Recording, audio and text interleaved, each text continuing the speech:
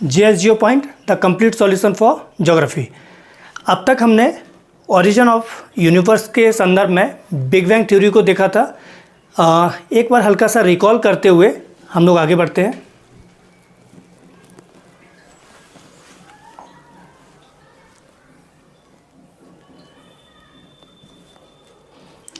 हम लोगों ने बिग बैंग थ्योरी को कुछ स्टेप्स में देखा था, वापस से रिकॉल करते हैं। सबसे पहले हम लोगों ने जो पहला स्टेज बताया था 13.8 बिलियन ईयर्स पहले सिंगुलरिटी के संदर्भ में हम लोगों ने कुछ डिस्कस किया था कि सिंगुलरिटी एक ऐसी अवस्था होती है जहां फिजिक्स के सारे नियम साइड हो जाते हैं और यहां पे आयतन शून्य हो जाएगा, जो आपका वॉल्यूम है ये शून्य हो जाएगा, यानी पूरा अनंत ब्रह्मांड जो है वो कॉम्पैक्ट होकर किसी एक बिंदु पर आ जाएगा। ठीक है ना, ध्यान रखना है। सबसे पहला पॉइंट क्या है? सिंगुलरिटी मतलब पूरा ब्रह्मांड, जो भी ब्रह्मांड में जितना भी मैटर था, जो भी था ऊर्जा के रूप में या डार्क मैटर के रूप में, कण के रूप में, धूल कण के रूप में, ये पूरा कॉम्पैक्ट होकर किसी एक बिंदु पर आ गया। जब ऐसा होगा तो इसका मतलब आयतन शून्य हो जाएगा, लेकिन इस पर प्रेशर बहुत अधिक होगा, यहाँ पे डेंसिटी बहुत अधिक होगी, यहाँ पे इतनी ज़्यादा डेंसिटी होगी कि ब्लैक होल से भी ज़्यादा कठिन परिस्थिति यहाँ की होगी। फिर इस प्रेशर की वजह से यहाँ पे एक विस्फोट होगा, जिसे हम लोगों ने बिग बैंग एक्सप्लोजन मतलब सेकंड चरण के तौर पर देखा था। सेकंड चरण के तौर पे देखा था कि इसी सिंगुलरिटी में एक विस्फोट होता है। इसी को हम लोग बिग बैंग के तौर पे कंसीडर करते हैं। यहीं से यूनिवर्स का जन्म होना शुरू हो जाता है। फिर हम लोगों ने स्टेप बाय स्टेप देखा था कि पहले मूल कण बनते हैं, इलेक्ट्रॉन, प्रोटॉन, न्यूट्रॉन। उसके बाद फिर हम लोगों ने अगले चरण में देखा था हीलियम और हाइड्रोजन के नाभिक बनते हैं। फिर हम लोगों ने देखा था कि उसके बाद फिर जाके स्टार्स बनते हैं, गैलेक्सीज बनती हैं, और फिर जाके हम लोगों ने देखा था कि वर्तमान ब्रह्मांड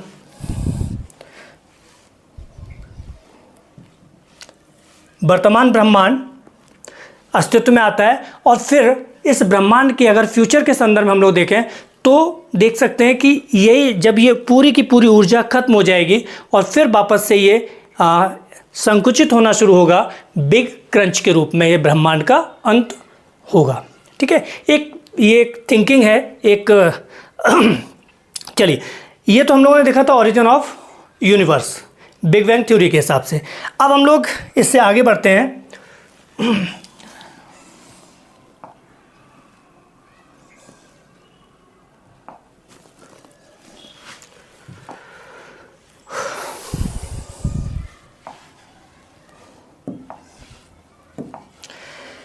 बिग बैंग थ्योरी के एविडेंसेस से रिलेटेड भी प्रश्न आ जाते हैं, उसको भी थोड़ा सा समझ लेते हैं। बिग बैंग, हम लोगों ने लास्ट वीडियो में बिग बैंग तो समझ लिया था, लेकिन इसके एविडेंसेस के तौर पे, इसके प्रमाण के तौर पे क्या क्या कंसीडर किया जाता है, इसको हम लोग ज़रा देखते हैं। प्रमाण या इसके एविडेंसेस। बिग बैंग के लिए एविडेंसेस के तौर पे हम लोग एक चीज़ तो देखते हैं, हब्बल्स लॉ। हब्बल्स लॉ, ब्रह्मांड विस्तारित हो रहा है, इसके संदर्भ में एक नियम है हब्बल्स लॉ। ये बिग बैंग को पुष्ट करता है कि बिग बैंग जैसे एक आकाशगंगा हमारी आकाशगंगा से दूर जा रही है, तो जो इसमें एक्सटेंशन हो रहा है, जो एक्सपेंशन हो रहा है, इसी से रिलेटेड है आपका हब्बल्स लॉ। और ये बिग बैंग को प्रूफ करता है कि हाँ, इस तरह की कोई घटना रही होगी। एक सेकंड एविडेंस के तौर पे हम लोग रेड शिफ्ट को भी कंसीडर करते हैं। रेड शिफ्ट को अगर हमें समझना हो, हम लोग ट्रैफिक लाइट से समझ सकते हैं। ट्रैफिक लाइट पे जो रेड कलर होता है, उसमें रेड कलर इसीलिए दिया था क्योंकि उसकी वेवलेंथ बहुत अधिक होती है, मतलब ये हमें दूर से दिखता है ना। सबसे ज़्यादा वेवलेंथ किसकी होगी? रेड कलर की। सबसे कम वेवलेंथ देखेंगे तो ब्लू टाइप का कोई कलर होगा, तो उसकी वेवलेंथ कम होगी। तो रेड शिफ्ट मतलब कोई अगर कोई आकाशगंगा है, कोई गैलेक्सी है, अगर उसमें रेड की तरफ शिफ्ट हो रहा है उसका कलर, इसका मतलब वो धीरे धीरे हमसे दूर जा रही है। तो ये रेड शिफ्ट गैलेक्सीज के संदर्भ में कंसेप्ट है। ये भी प्रूफ करता है कि बिग बैंग में जिस तरीके से उस विस्फोट के बाद ये जो मैटर एक अलग अलग डायरेक्शन में दूर जा रहा था, उसी को रेड शिफ्ट भी कंसीडर करता है, या रेड शिफ्ट उसको प्रूफ करता है तो बिग बैंग के लिए सेकंड एविडेंस के तौर पे रेड शिफ्ट को कंसीडर किया जाता है। तीसरा एक और प्रमाण है जिसे हम लोग CMB के तौर पे देखेंगे। CMB मतलब कॉस्मिक माइक्रोवेव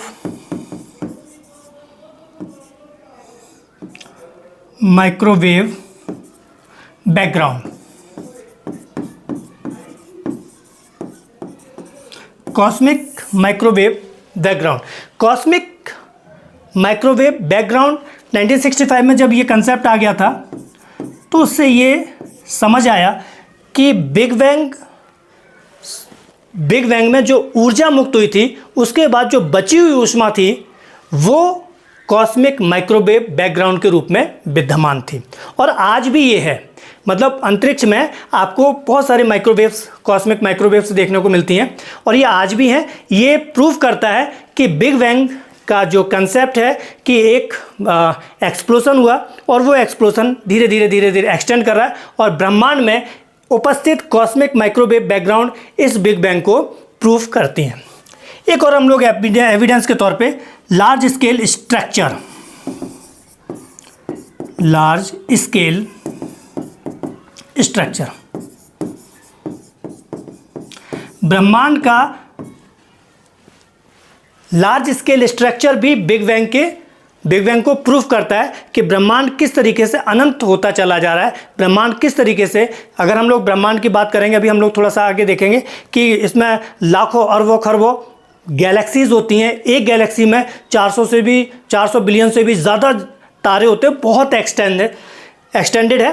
तो large scale structure of universe big bang को प्रूफ करता है। तो ये कुछ आपके एविडेंसेस हैं जो बिग बैंग को प्रमाणित करते हैं। ठीक है, ये तो हो गया हम लोगों का बिग बैंग से संबंधित एक बात। एक साइंटिफिक एविडेंस हम लोग अगर चाहें तो और समझ सकते हैं, सन का भी देख सकते हैं। काउंसिल ऑफ यूरोपियन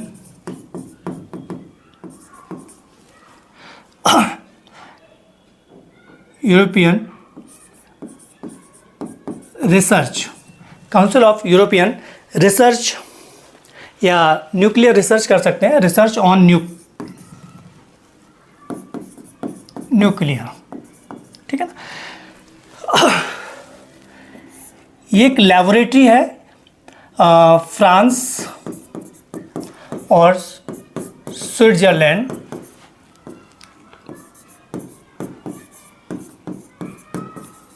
की सीमा पर,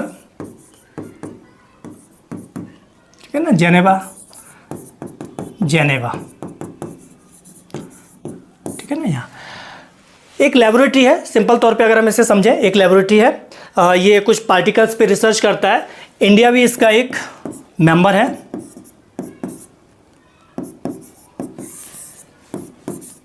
सहयोग करता है इंडिया इसमें। 2012 में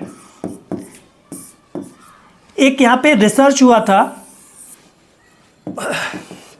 2012 में, LHR लार्ज हैड्रॉन कोलाइडर। यहाँ पे एक एक्सपेरिमेंट किया गया था। बेसिकली इसे ज़रा सरल भाषा में समझ लें, बहुत ज़्यादा टेक्निकल नहीं जा रहे हैं। एक बहुत लंबी सी सुरंग है यहाँ पे, अप्रॉक्स 27 किलोमीटर लंबी सुरंग। इस सुरंग में वो सारी की सारी परिस्थिति बनाई गई जो एज्यूम किया गया था कि बिग बैंग के टाइम पे या बिग बैंग जो आपका एक्सपेंशन हो रहा था उस टाइम पे क्या परिस्थिति रही होगी। तो बेसिकली होता है क्या है इसमें, पार्टिकल, ये बेसिकली जो लैबोरेटरी है ये पार्टिकल फिजिक्स से रिलेटेड लैबोरेटरी है। तो यहाँ पे जो कण होते हैं, कण को एक्सीलरेट करके बहुत तेज़ गति से, प्रकाश की गति के आसपास गति उसको जनरेट करा दी जाती है और उनको आपस में टकराया जाता है। उससे एक विस्फोट की परिस्थिति उत्पन्न होती है और उस विस्फोट की परिस्थिति के बाद 2012 में ये जो मशीन थी, इससे जब ये विस्फोट कराया गया तो वहाँ से जो पार्टिकल बना, उस पार्टिकल को जो नाम दिया गया वो हिग्स बोसॉन, ठीक है ना। इसको गॉड पार्टिकल भी बोलते हैं, गॉड पार्टिकल। ये एक एक्सपेरिमेंट किया गया था और इस एक्सपेरिमेंट के बाद बिग बैंग को और ज़्यादा प्रामाणिकता मिल गई। हिग्स बोसॉन यानी गॉड पार्टिकल का एक्सपेरिमेंट जो 2012 में सन के द्वारा किया गया, इसके बाद बिग बैंग को और अधिक प्रामाणिकता मिल गई। तो ये तो थी हम लोगों की बिग बैंग से रिलेटेड कुछ तथ्यात्मक बात, कुछ कंसेप्ट की बात। अब हम लोग बिग बैंग के बाद देखते हैं कि ये जो हमारा यूनिवर्स है, जो हमारा ब्रह्मांड है,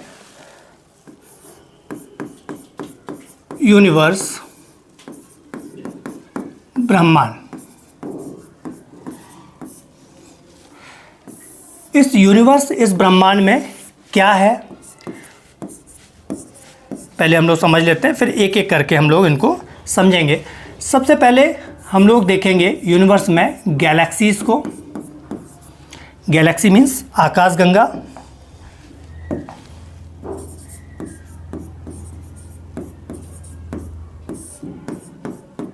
आकाशगंगा। गैलेक्सी के बाद हम लोग समझेंगे नेबुला को। नेबुला, नेबुला मतलब निहारिका।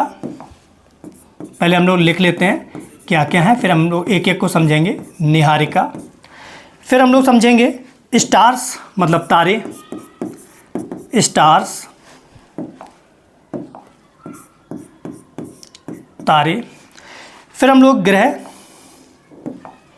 प्लैनेट्स, मून्स उपग्रह, एस्ट्रॉइड्स, मेट्रॉइड्स, ये सब हम लोग धीरे धीरे करके एक एक करके पढ़ेंगे, ठीक है ना। Galaxy, nebula, stars, planets, moons, asteroids, meteoroids, black holes, इन सब के बारे में हम लोग हल्के हल्के चर्चा करेंगे। सबसे पहले हम लोग गैलेक्सी को ही समझते हैं। गैलेक्सी,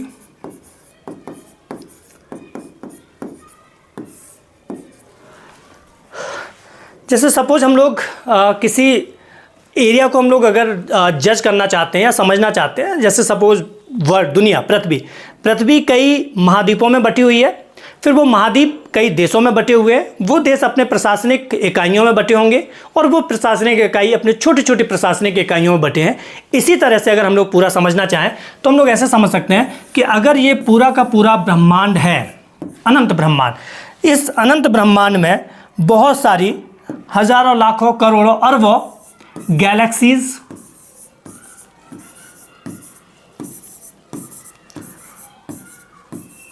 और हर एक गैलेक्सी में अरबों खरबों तारे विद्यमान रहते हैं। तो इसे हम लोग अगर समझना चाहें कि पूरे ब्रह्मांड में, ब्रह्मांड के बाद अगर कोई सेकंड नंबर का बड़ा स्ट्रक्चर होगा, वो हमारा होगा क्या? गैलेक्सी। तो गैलेक्सी मतलब आकाशगंगा, आकाशगंगा। तो सबसे पहले हम लोग ये समझें इस आकाशगंगा में होता क्या क्या है। तो आप कहेंगे इस आकाशगंगा में अरबों खरबों तारे होते हैं, निहारिकाएं होती हैं, नेबुला, निहारिकाएं होती हैं, गैसेस होती हैं,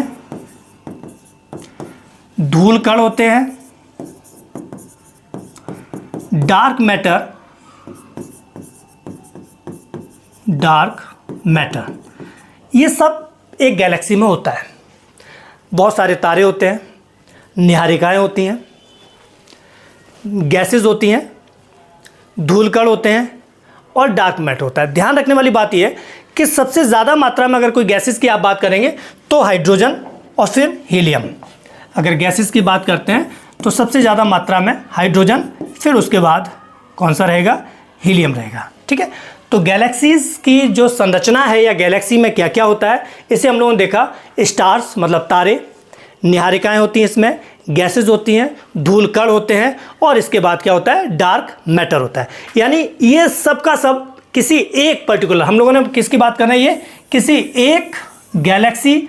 अब इस गैलेक्सी में तारे हैं, निहारिकाएं हैं, धूल कण हैं, डार्क मैटर है। ठीक है, अब इसके बाद हम लोग टाइप्स ऑफ गैलेक्सी की बात करें तो इनके अपना शेप के आधार पे, इनके आकृति के आधार पे गैलेक्सी 3 टाइप की हो सकती है। गैलेक्सी 3 टाइप की हो सकती हैं। एक गैलेक्सी होगा स्पाइरल, स्पाइरल, स्पाइरल मतलब सर्पिलाकार, हिंदी में इसको क्या कहेंगे अपन? सर्पिलाकार स्पाइरल गैलेक्सी। एक होगी आपकी दीर्घवृत्ताकार इलिप्टिकल,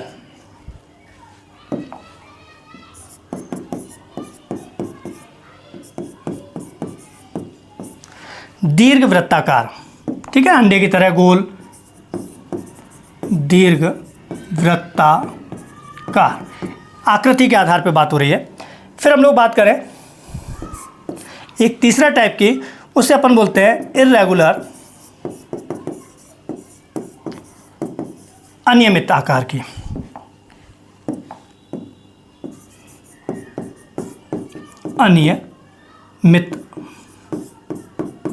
अनियमित आकार के टाइप्स ऑफ गैलेक्सी। अगर हम लोग से पूछा जाए प्रश्न कि गैलेक्सी कितने टाइप्स की हो सकती हैं, तो आप कहोगे शेप के आधार पे, आकृति के आधार पे there are 3 types of Galaxy.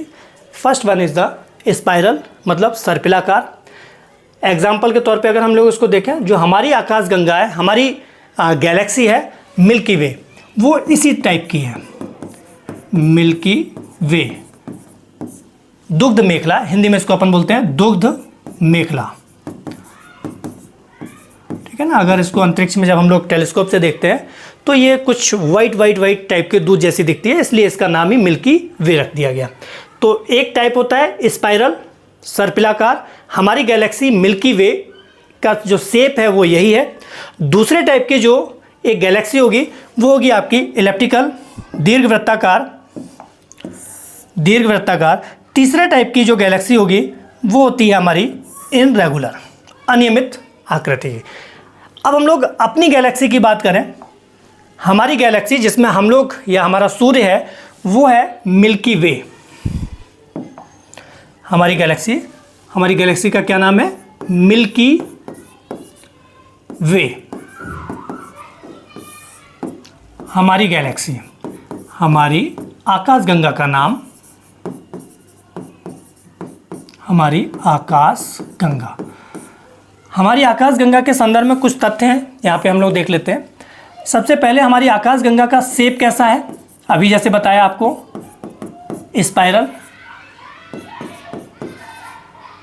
Spiral मतलब सर्पिलाकार। हमारी आकाशगंगा में 3 भुजाएं हैं, 3 भुजाएं, और इसकी 3 भुजाओं की मध्यम भुजा में सूर्य, 3 भुजाओं की मध्यम भुजा में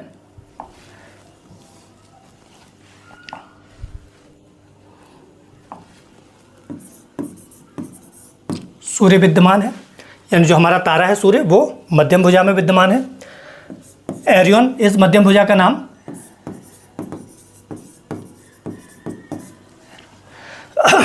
नेक्स्ट अगर हम लोग इसमें और देखें, हमारी इस आकाशगंगा में मिल्की वे में अप्रॉक्स 100 से लेके 400 बिलियन तारे तक हैं।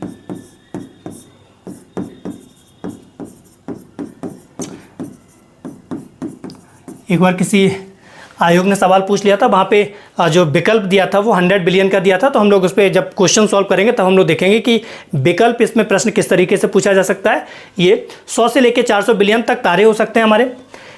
सूर्य, देखिए जैसे आप लोगों को एक चीज़ ध्यान रखना है, जैसे पृथ्वी सूर्य के चारों ओर चक्कर लगाती है ना, ऐसे ही सूर्य अपनी आकाशगंगा के केंद्र का चक्कर लगाती है, परिक्रमा। तो अपन कहें सूर्य मिल्की वे के केंद्र का, यानी अपनी आकाशगंगा के सेंटर की परिक्रमा लगभग 25 करोड़ वर्ष में पूरी करता है। एक परिक्रमा 25 करोड़ वर्ष में पूरी करता है। और ये जो 25 करोड़ वर्ष, अच्छा प्रश्न में यहाँ देखना है हम लोगों को, जब विकल्प में अगर करोड़ में दिया जाएगा तो 25 करोड़, लेकिन विकल्प में जब ये प्रश्न आया हुआ है तो मिलियंस में पूछा गया है, तो ध्यान रखना है 250 मिलियन। यहाँ पे ध्यान रखना है, हम लोग किसकी बात कर रहे हैं? मिलियन की। अभी तक हम लोगों ने यहाँ पे किसकी बात की थी? बिलियन, ठीक है ना।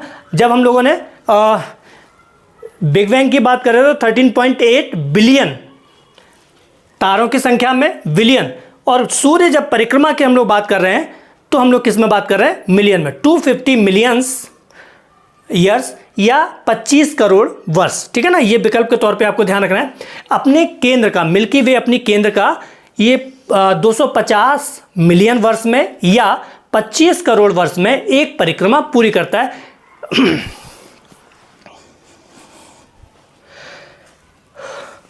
ये जो एक परिक्रमा में जो समय लगाता है, जैसे पृथ्वी सूर्य की एक परिक्रमा में जो समय लगाती है उसे अपन क्या बोलते हैं, एक वर्ष, ठीक है ना, एक सोलर ईयर बोल सकते हैं उसको हम लोग।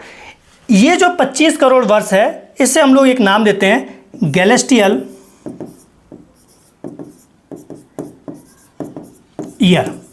तो अगर आपसे पूछा जाए गैलेस्टियल ईयर क्या होता है तो आप कहेंगे सूर्य के द्वारा मिल्की वे के सेंटर की एक परिक्रमा करने में जो समय लगता है वो एक गैलेस्टियल ईयर होता है। कितना है तो आप उसको अगर फैक्ट के तौर पे बात करेंगे तो क्या कहेंगे, 25 करोड़ वर्ष यानी 250 मिलियन वर्ष।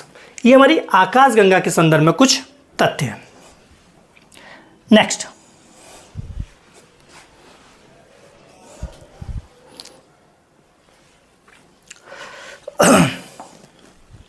मिल्की वे शेप स्पाइरल, 3 भुजाएं, मध्यम भुजा में सूर्य स्थित है। 100 से 400 बिलियन तारे तक इसमें हो सकते हैं। सूर्य मिल्की वे के सेंटर की परिक्रमा 25 करोड़ वर्ष में कर रहा है, इसे अपन गैलेस्टियल ईयर बोलते हैं। इसके बाद हम लोगों को ये देखना है कि स्ट्रक्चर ऑफ मिल्की वे,